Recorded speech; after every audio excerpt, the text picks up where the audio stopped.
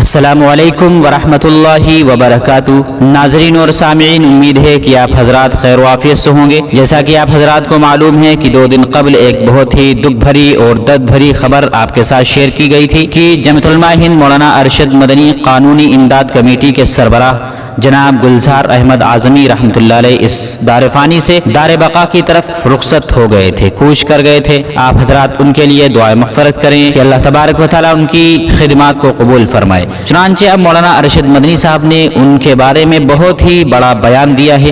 وہ بہت ہی بڑا بیان کیا ہے، وہ بیان سنانے سے پہلے میں آپ حضرات سے گزارش کر رہا ہوں کہ آپ حضرات نے اگر ویڈیو کو ابھی تک لائک نہ کیا ہو تو لائک کر دیں، اگر چینل پر نئے ہیں اور ابھی تک سبسکرائب نہ کیا ہو تو چینل کو سبسکرائب بھی کر دیں اور اس ویڈیو کلپ کو دوسروں تک شیئر بھی کر دیں۔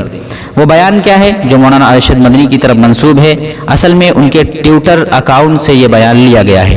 ٹویٹر اکاؤنٹ سے یہ بات شیئر کی گئی ہے کہ الحاج گلزار احمد اعظمی رحمۃ اللہ علیہ جیسی صفات کا حامل اب کوئی دوسرا نظر نہیں آتا مولانا ارشد مدنی۔